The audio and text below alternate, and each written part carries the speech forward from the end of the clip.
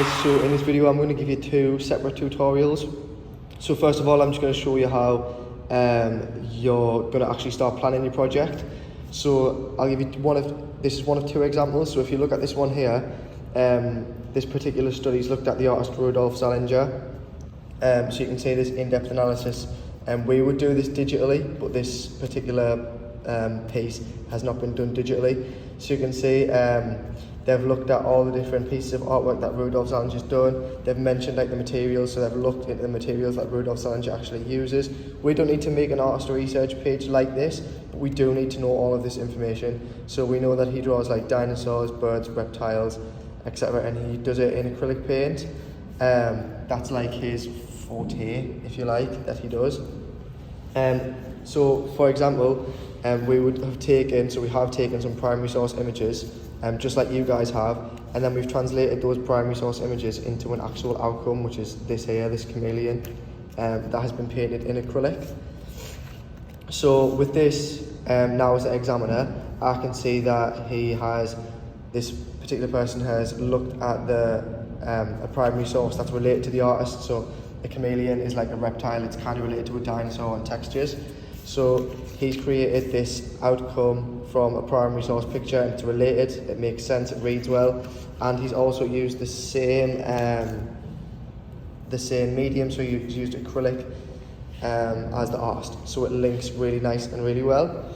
If we go over here and look at this book, okay, so this particular person has looked at Florian Nicole, who does artwork based on stories and in books.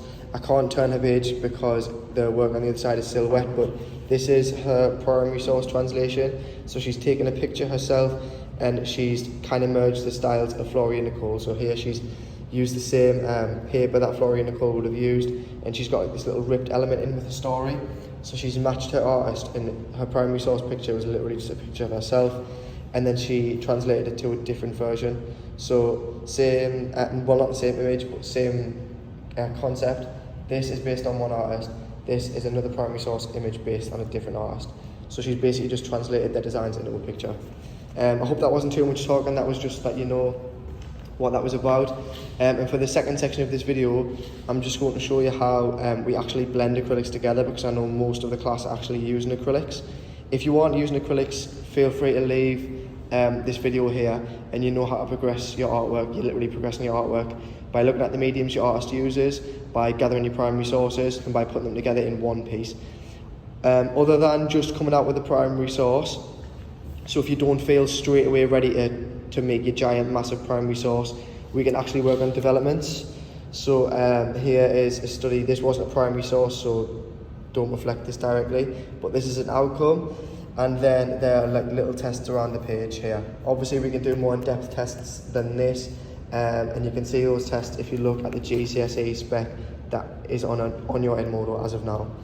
But yeah, the next section of this video will be on this, so feel free to stop here if you don't want to learn how to blend acrylics together. Right, okay, please excuse me because I'm holding the camera in one hand and the paintbrush in the other. So your first step should be to get your palette of colours. So here I have a palette of all different colours I might want to use. We call that hues, and that'll be useful for when it comes to your analysis stages. So if you look here, I've taken multiple different greens, I've taken blacks and whites, and I've kind of made all the different hues that I could personally see in my image. When you look at an image, when I looked at this specific image, I feel like other students would gather greens and would gather like maybe different blues, but there are always undertones to colours. So if we see like a really light green, if we go back to what we will have learned in year 7 and year 8 and look at the colour theory and the colour wheel, we can translate back and understand that greens actually have yellow undertones, etc. And you should know that by now. If you don't already know that, you can always Google the colour wheel and see what the undertones for your specific colour would be. But anyway, we have the undertones laid down on this, but we can see that there are elements of this that need blending, and this is the tutorial on how we blend acrylics.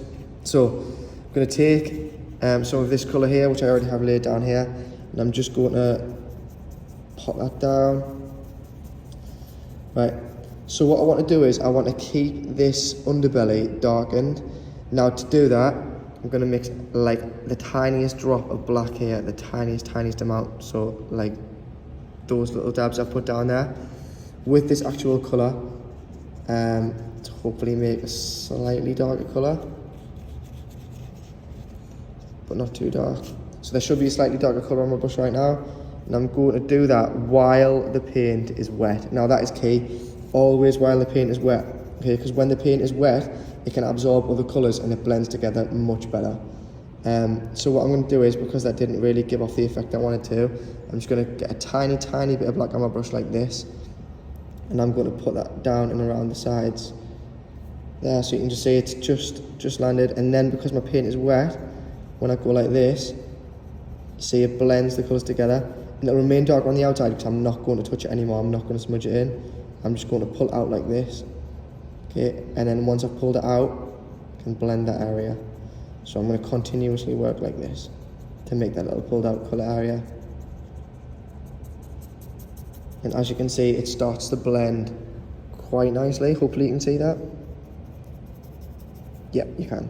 Right, so I'm going to take a little bit of yellow here as well, just because I know I can see there's clear yellow undertones here. So if I put that yellow down here, nearer where the yellow undertones are, and then I grab my brush and I just circular blend these together, okay, it makes the transition of colours much nicer, much more fluent. So hopefully you can see that. Let me get some more yellow on my brush. And it slowly will start to blend out to the colour that's on the outside.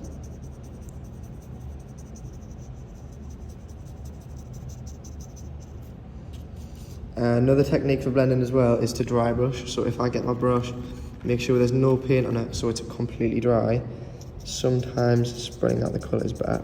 Another top tip for using acrylic as well is that we need to make sure that our brush is not too wet. So if our brush is too wet, the blending techniques won't work and the acrylic won't actually take, because acrylic itself is plastic. So I'm slowly blending this out. And then I personally would probably like to add a little bit more darkness down the bottom, just because I don't like the way that this blends and then is just quite light straight away. So I'm just going to add this darker tone down here, and then again I'm going to do the same thing, smudge it out, drag it out, smudge it out. And I just want to make these two areas, so this area and this area, far too much black on my brush there, this area and this area blend together, which they kind of are already doing, but I know that we can improve.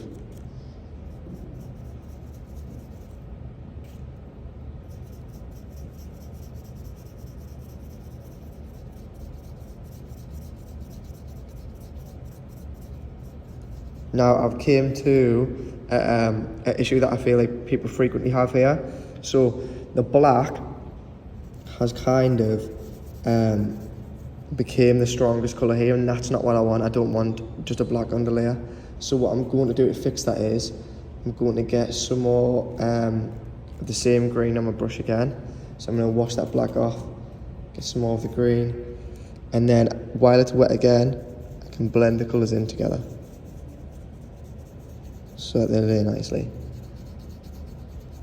Okay, it looks a bit strange on camera because it looks like it's catching up, but the more that I blend, the more that it's actually taken. It just needs more green adding to it. So I feel like I'm going to leave that there for the blending techniques.